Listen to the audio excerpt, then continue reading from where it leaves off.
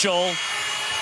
And well short, and that does it. What a come-from-behind win for the Baylor Bears, and they have won the battle for Atlantis, and they do it in sensational come-from-behind style.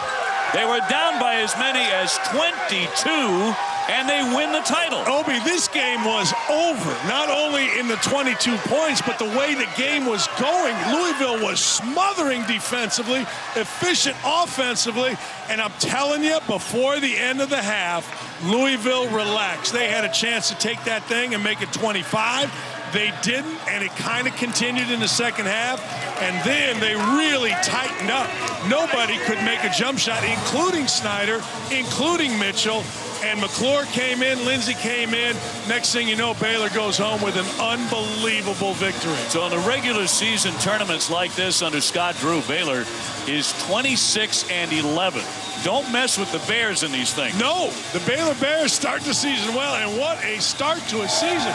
You know, we're talking about winning this tournament on top of beating at the time number 4 Oregon. If you want to know how to start a season, that's the way to start a season.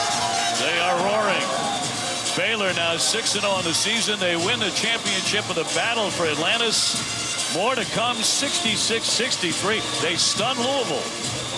Time now for College Basketball Live scoreboard. Chris and Seth. Guys. Dave, thank you. Scott Drew gets a huge win down there at Baylor. Maybe Jim Grove will double it up for the Bears. Coming up next, it's football. Baylor and Texas Tech, two coaches having a discussion.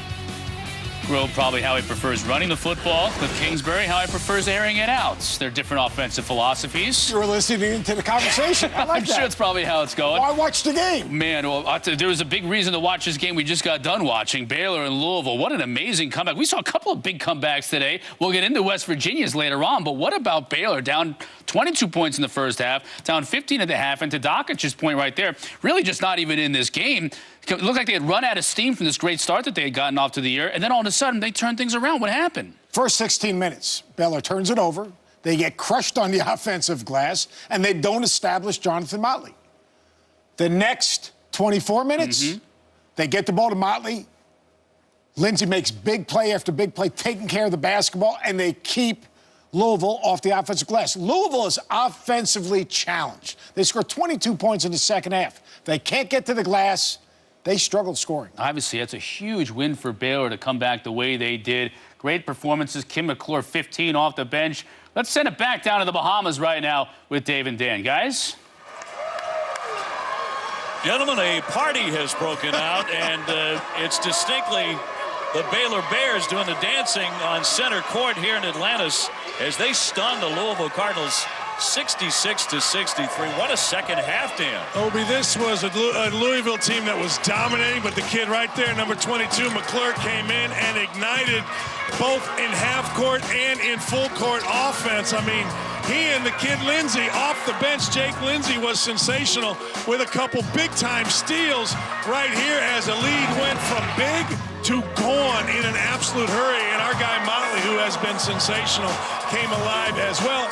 And, you know, the truth is, Seth Greenberg said it, Louisville is offensively challenged. If you can keep them in front of you, make them shoot jump shots. They couldn't make anything at the end. And credit Baylor, man. They hung with it. How awesome. However, they're not defensively challenged. No. But in the second half, they gave up 42 points. Well, it's because of what we said right before the half in this game. Louisville came out of a timeout with a big lead and relaxed. It ended up, they kept the lead. That was fine. But that mentality kind of carried over. And next thing you know, a team gets hot, guys start getting in the passing lane, layups on the end for Baylor, and Louisville couldn't come back from it because they could not make any jump shots. I think big props, too, to Jonathan Motley. First half, they kind of shut him down, but the second half, he refused to let that continue. And I'll give big props for that to Scott Drew. Scott Drew went to his bench, and then what he also did was he moved Motley around. He's been doing that with Motley in this tournament. It was not going to work for Motley to just stay on the block. Louisville, unlike Michigan State, got in front of Motley and did not let him get anything. He started so slow, he missed shots, and credit Scott Drew. He had confidence in him because you're going to have confidence in him. He's your best player, but they moved him around. gave him some space, took him to the top of the key where he knocked in a shot and drove to the basket and dunked on the entire building, and then he got to swim in the fake waters of center court. Well, some of these kids will remember this for a long, long time. Certainly all the Baylor Bears will. He's a member of the all-tournament team. May very well be the MVP, and the Baylor Bears will celebrate deep into the night. What a come-from-behind win to win here in Atlanta, 66-63, as they shock the Louisville Cardinals. All right, Dave, appreciate it back here in studio with Seth. I mentioned King McClure had 15 points, along with Jonathan Motley, also 15, leading the Baylor Bears. What does this win now do for Baylor moving forward from either a confidence standpoint or just knowing they can play with anybody in the country? Well, you think about Baylor now. They've got a win against VCU, a win against Oregon, a win against Michigan State, and a win against Louisville. All right, right now, if you look at their body of work early in the season, they're a top 10 team, maybe a top 5 team, because they've played the games and they've won the games. So moving forward, now you're at the next challenge is when they get into Big 12 play. You know what they got to face? Kansas. And Kansas is going for number 13. But I like this team. They've got depth. They've got athleticism. They've got a go-to low-post player.